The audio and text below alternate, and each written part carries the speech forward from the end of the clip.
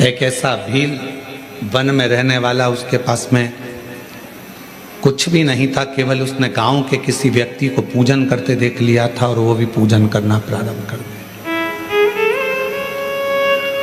पांव से तो उसने जलाधारी के आसपास में पड़े हुए फूल पत्ती को हटाया, मुंह में भरे हुए पानी को शिवजी पर चढ़ाया, जो उसके पास में मांस आदि था उसका भोग लगा दिया। अब उसकी साधना, उसका तप कितना बड़ा कि ब्राह्मण देव ने, पंडित जी ने भगवान शंकर के शिवलिंग को पिंजरे में बंद कर दिया था। पिंजरे की एक तान टूट गई, लोहे की शिवलिंग पर जाकर लग गई। शिवलिंग में से खून बहना प्रारंभ हो गया, रक्त बहना प्रारंभ हो गया।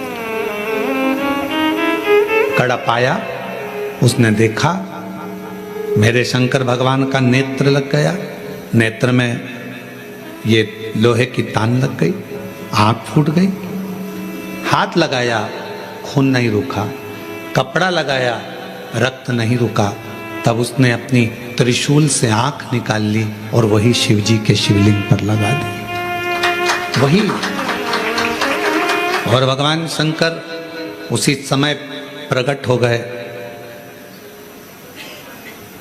ना मैं तुझे जानता हूं, ना तू मुझे जानता है, केवल तेरी भक्ति। और इतनी विचित्र।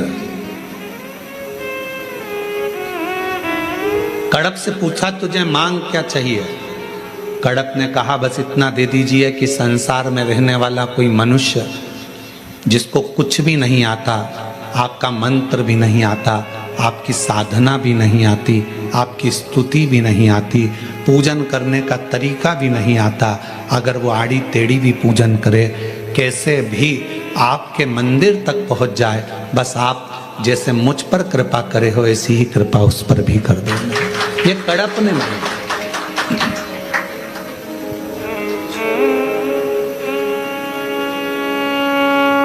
मेरे शंकर भगवान तुम्हारी स्तुतियों से, मेरे शंकर भगवान तुम्हारे बहुत सारा कि 100 लोटे जल चढ़ाओगे तो शंकर जी प्रसन्न होंगे, 1.25 लाख बेलपत्र चढ़ाओगे तो शिव जी प्रसन्न होंगे। भगवान शंकर के लिए कड़क व्रत करोगे, कुछ भी खाओगे पियोगे नहीं तो शंकर भगवान प्रसन्न होंगे, या अपना घर छोड़ दोगे तो शंकर भगवान प्रसन्न होंगे, या भगवान शंकर शहद चढ़ाओगे या शंकर भगवान रस ये चढ़ाओगे, शंकर भगवान प्रसन्न होंगे। नहीं रे भाई, शंकर जी को प्रसन्न करने के लिए एक तो दिखावा मत करना, आडंबर मत करना। भगवान शंकर को प्रसन्न करने के लिए कहीं जा मत। भगवान शंकर प्रसन्न करने के लिए केवल तेरा दिल, तेरा मन हृदय से बैठ जाना और मुख से ओम नमः शिवाय, ओम नमः शिवाय, श्री शिवाय नमस्तुभ्यम का उच्चारण करना। जो तेरे पास में है वो शिव को समर्पित करना, जो तुझे बोलना आता है। जो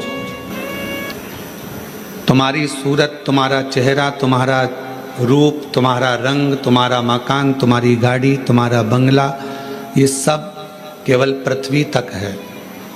उस परमात्मा के दरवाजे पर ना तुम्हारा गाड़ी है, ना तुम्हारा बंगला है, ना तुम्हारा रूप है, ना तुम्हारा रंग है, ना तुम्हारा कोई स्वरूप है। जैसे बाहर आवाज बढ़ा दो। जैसे एक माँ अपने बच्चे को पढ़ लिखने के लिए स्कूल भेजती है, और माँ सुबह जब बच्चे को तैयार कर कर स्कूल भेजती है तो माँ ये कामना कर कर भेजती है कि मेरा बच्चा 2 बजे, 5 बजे, 3 बजे स्कूल से 12 बजे वापिस लौट कर आए। जैसा मैंने भेजा है वैसा ही मेरे बच्चा है। जगत में कोई माँ ऐसी है जो अपने बच्चे को भेजती हो और मन में सोचती हो कि ये वापिस ना आए? प्रत्येक माँ जगत की अपने बच्चे को स्कूल भेजती है तो ये विचार कर कर भेजती है कि मेरा बच्चा वापस लौट कर आए, और जैसा मैंने भेजा है वैसा कि वैसा ही मेरी औलाद, मेरी संतान वापस आए। अब विचार करिएगा, माता पिता अपने बच्चे को भेजते हैं कि मेरा बच्चा स्कूल से जैसा है वैसा की वैसा ही आए, तरह परमात्मा भी, मेरा बाबा भोलेनाथ भी जब जन्म देता है और जन्म देता है तो ये विचार कर कर भेजता है कि जितना पवित्र मैंने इसको संसार में भेजा है, मरने पर ये उतना पवित्र मेरे पास होगा। जितना पवित्र मैं इसको भेज रहा हूं, निर्मल मन से, हृदय से, चित्त से, अपने निर्मल स्वभाव से। एक बच्चा जब जन्म लेता है, एक बच्चा जब जन्म लेता है तो उसका स्वभाव कोई कपटी नहीं होता। एक बच्चा जब जन्म लेता है तो उसका स्वभाव कभी बेकार नहीं होता। एक बच्चा जब जन्म लेता है तो उसका स्वभाव कपटी नहीं होता, बेकार नहीं होता, वो छल करना नहीं जानता। बस जैसे परमात्मा ने एक बच्चे को जन्म दिया, उसका मन एकदम साफ है, शुद्ध है, कि मन में कोई नहीं है, मन में कोई कपट नहीं है, उसके मन में कोई बेईमानी नहीं है, छल नहीं है। भगवान भी चाहता है जैसा मैंने तुझे भेजा स्कूल, वैसा कि वैसे ही लौट कर आना, जैसा मैंने तुझे भेजा संसार में वैसा ही लौट कर मेरे पास आना, जैसा मैंने भेजा है तुझे। एक अविरल भक्ति के साथ संत, सती और भक्ति, कौन कौन है? तीन, संत, सती और भक्ति। ये तीन अगर हमारे घर के अंदर इन तीन में से एक भी है, जरूरी नहीं कि कोई कपड़े बदल लेगा तो संत हो जाएगा, कोई माला पहन लेगा तो संत हो जाएगा, कोई जटा बढ़ाएगा तो संत हो जाएगा। संत का ये लक्षण नहीं है। संत का लक्षण है कि जहां रह रहा है, जिस स्थान पर रह रहा है, जहां वो है, वहां रहकर अविरल भक्ति को धारण करना। अविरल भक्ति,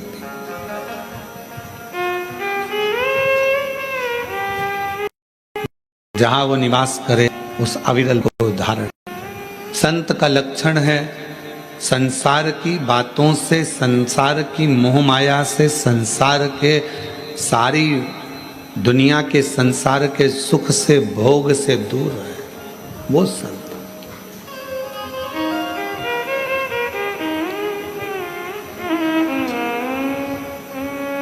एक पतिव्रता धर्म का पालन करने वाली एक स्त्री,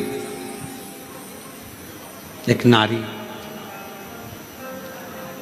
अपने घर में रह रही है, परिवार का भरण पोषण में लगी है, बच्चों को पालने में लगी है। एक माँ ने एक प्रश्न किया, इन्हीं पत्रों में है, अभी आगे हम उसको पढ़ेंगे।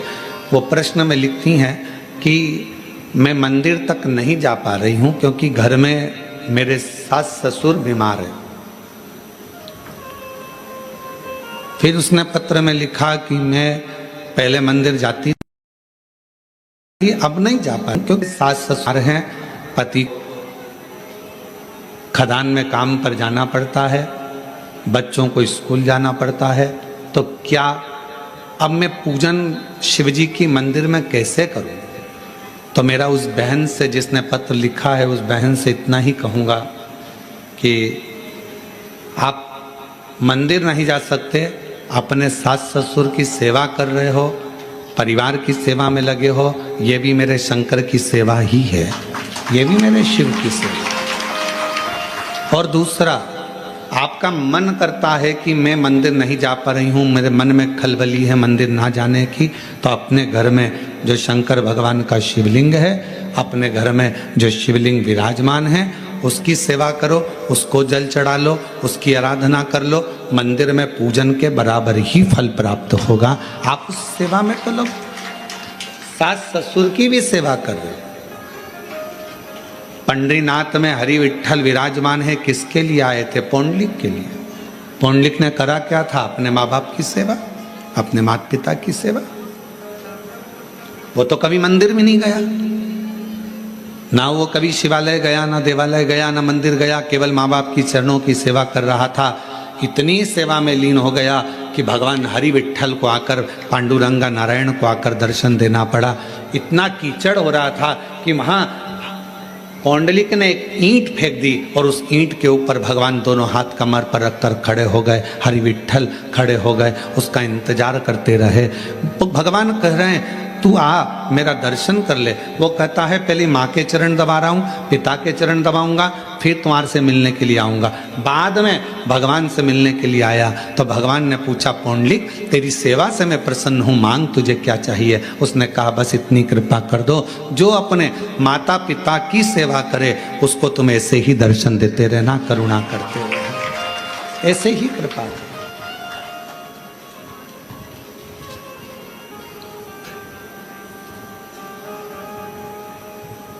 क्या करें हम? कोई कोई माता ऐसी हैं, कोई कोई भाई ऐसे हैं, कोई कोई जीजियां जीजा, मेरी बेटियां बेटा ऐसे हैं, मंदिर बहुत दूर है, जाएंगे कैसे? कैसे? तो जहां अपना घर है, घर के अंदर जो शिवालय है उसकी भी आराधना कर सकते। घर में जो मंदिर है, घर में जो भगवान विराजना है उसकी भी आराधना करो, साधना करो। कभी भी अपने घर के बच्चे को नालायक मत समझो, कभी भी अपने घर के बच्चे को हम हमेशा लायक ही समझो।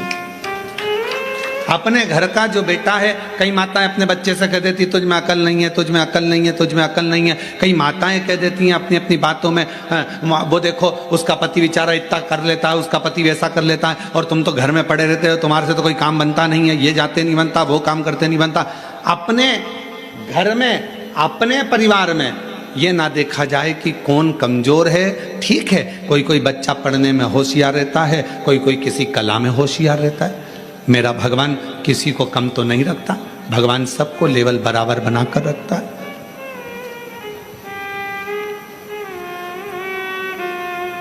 पांच उंगलियां पांचों बराबर नहीं हो सकती।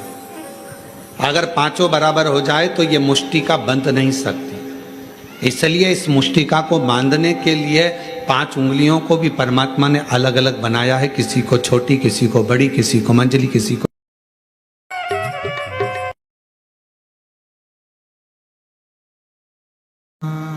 शिवाय ओम नमः शिवाय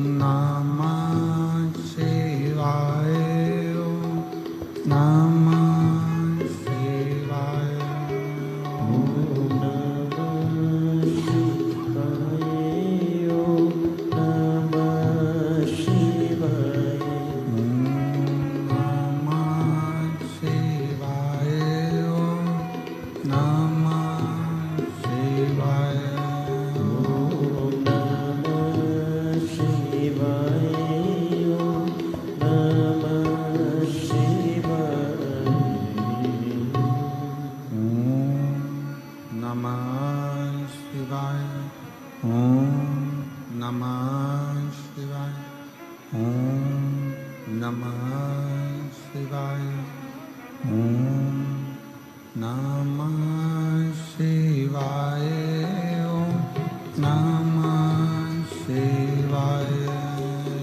नमः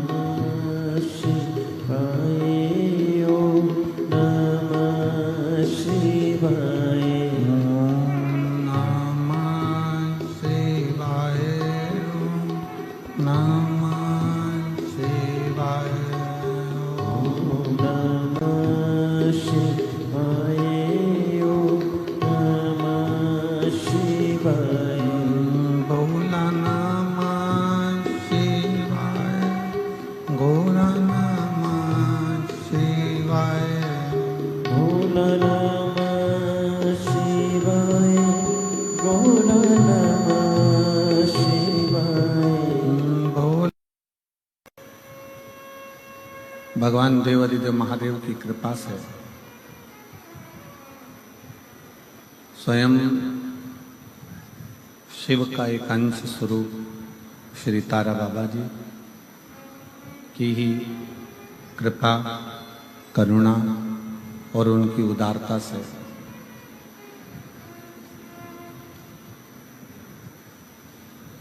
तारा बाबा जी की कुटिया में ये भव्य कथा का आयोजित किया गया। सिरसा हरियाणा वीरों की पवित्र भूमि, गुरु नानक देव जी की पवित्र भूमि, संत श्री रविदास जी की पवित्र भूमि, जिस भूमि पर संतों का निवास सदा सदा रहा,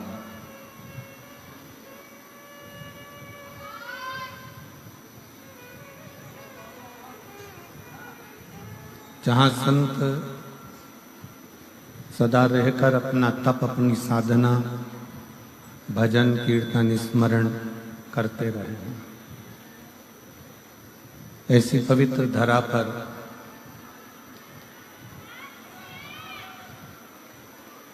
आवाज बढ़ाओ, पवित्र धरा पर 7 दिवसीय कथा आप और हम श्रवण करने के लिए बैठे हैं। अंदर के बक्से नहीं चल रहा है कोई से। शिव कृपा से कथा के मुख्य आयोजक के रूप में वैसे तो स्वयं तारकेश्वर महादेव जी हैं, तारा बाबा जी हैं, पर उन्हीं की प्रेरणा से श्री गोपाल कांडा जी, पूर्व गृह मंत्री, श्री गोविंद कांडा जी, वरिष्ठ भाजपा नेता व मुख्य सेवक तारा बाबा कुटिया, श्री लखराम जी कांडा जी, श्री शुभम कांडा जी, श्री धवल कांडा जी, श्री धैर्य कांडा जी, कांडा परिवार सिरसा हरियाणा। एक बार यजमान परिवार के लिए जोरदार ताली बजाकर स्वागत एवं अभिनंदन, जिन्होंने इस पवित्र कथा का लाभ लेने का सौभाग्य दिया है।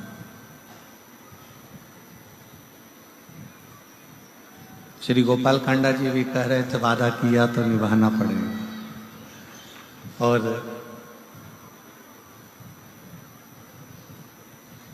मैं कहूंगा कांडा जी को, शायद ये पहली कथा है जो एक ही स्थान पर दूसरी बार हो रही है हमारे जीवन में।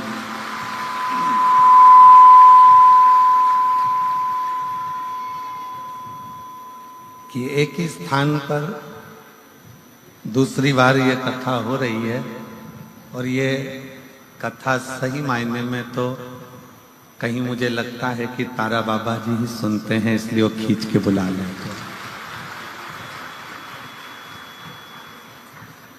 नहीं तो एक बार जहां कथा देते हैं फिर हम उसको कम से कम 5-7 साल कथा नहीं देते।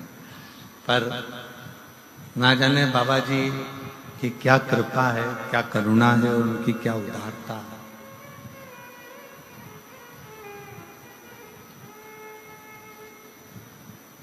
और तेरी कृपा बिना ना हिले एक भी अणु, लेते हैं श्वास तेरी कृपा से तनु तनु। बखान क्या करूं मैं राखों के ढेर का, चपटी भभूत में खजाना कुबेर का। हे गंगाधार मुक्ति द्वार ओंकार तू, भोले ओंकार तू। आयु सरतिया शंभु तार तार तू। ये स्वयं शिव की कृपा है।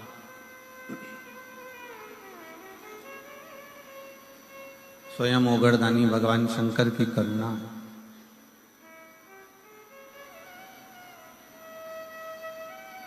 सिरसा वालों, आप लोगों ने कोई पुण्य तो बहुत बड़ा करा होगा, ये निश्चित है।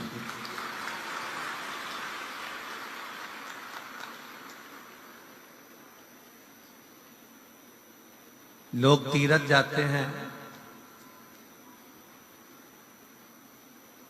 लोग धाम जाते हैं, पर आप लोगों के लिए तो स्वयं तीरथ और धाम चलकर आते हैं।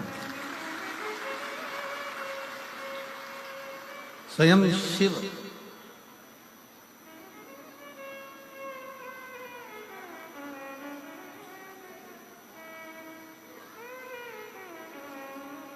दुनिया की निगाह में लोग कहते हैं ये शिव महापुराण की कथा है।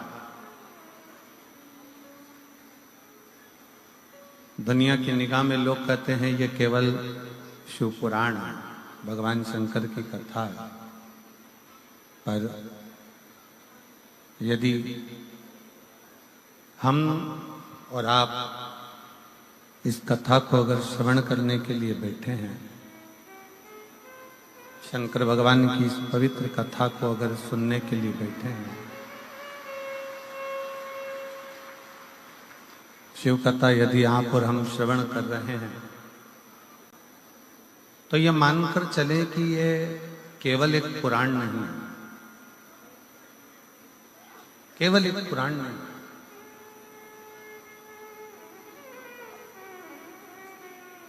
ये शंकर का एक स्वरूप है। 24,000 श्लोक जिस पुराण में है, तो यह मानकर चलना कि भगवान के 24 अवतार भी इसी के अंदर समाहित हैं और हर अवतार भगवान का कोई ना कोई सुख प्रदान कर रहा है।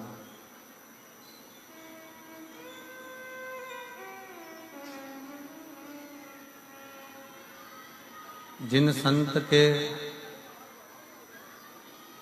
दरवाजे पर, जिन संत की चौखट पर बैठकर, जिन संत के द्वार पर बैठकर, उनके निज घर में बैठकर आप और हम कथा सुन रहे हैं, जिनके निज घर में बैठकर आप और हम कथा का रसतत्व ग्रहण कर रहे हैं, तो पहले तो ये विचार करो कि किसी के घर में और किसी के दिल में घुसना सबसे कठिन काम है।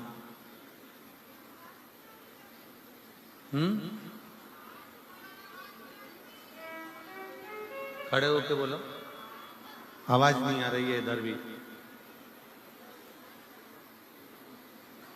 ये बक्से नहीं चल रहे हैं क्या? तो ये आवाज यहीं की बाजू में ही नहीं जा रही है। किसी के दिल में और किसी के घर में प्रवेश करना बहुत कठिन है, बहुत कठिन। अगर आप और हम तारा बाबा जी की कुटिया में बैठकर कथा का रसतत्व ग्रहण कर रहे हैं या शिव कथा सुन रहे हैं, भगवान शंकर की कथा को श्रवण कर रहे हैं, तो ये मानकर चलें कि यह कहीं ना कहीं शिव की कृपा से, भगवान देवाधिदेव महादेव की कृपा से, और भगवान शंकर ने कोई बहुत बड़ा रिश्ता आपका और हमारा निभाया होगा, जो एक संत के घर में बैठकर कथा को सुना। और मैं निवेदन करूंगा गोपाल जी कांडा जी से, श्री गोविंद जी कांडा जी से, कि हमारे जीवन की भी ये एक ही कथा ऐसी होती है जो किसी संत के घर में बैठकर बांचने का सौभाग्य मिलता है। किसी संत के घर के अंदर बैठकर, संत की कुटिया में, इसका नाम ही तारा बाबा की कुटिया है, उस कुटिया के अंदर बैठने कर बांचने का जो सौभाग्य मिलता है वो केवल यहीं सिरसा में ही मिलता है। और आपको भी, मुझे ऐसा लगता है कि श्रवण करने का जो सौभाग्य मिलता होगा शिव पुराण को, जितने लोग आस्था चैनल पर कथा सुन रहे हैं, जितने फेसबुक यूट्यूब पर कथा सुन रहे हैं, जितने इस पवित्र प्रांगण में अंदर बैठकर और बाहर के पंडालों में जो बैठकर कथा सुन रहे हैं, उन सब से निवेदन है कि दिल से सुन,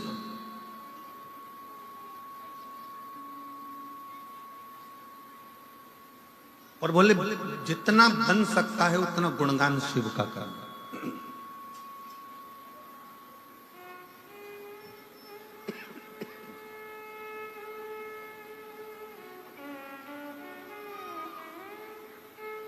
केवल एक यही कथा ऐसी होती है जिसमें कोई पास की व्यवस्था नहीं होती है।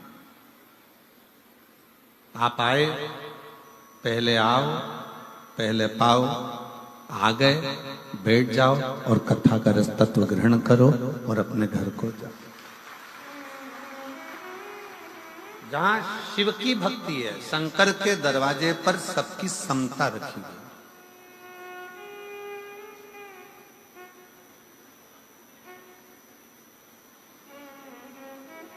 एक संत का दरवाजा, एक गुरु का दरवाजा, एक शिव का दरवाजा एक ऐसा होता है जहां पर कोई भेद उसकी साक्षी में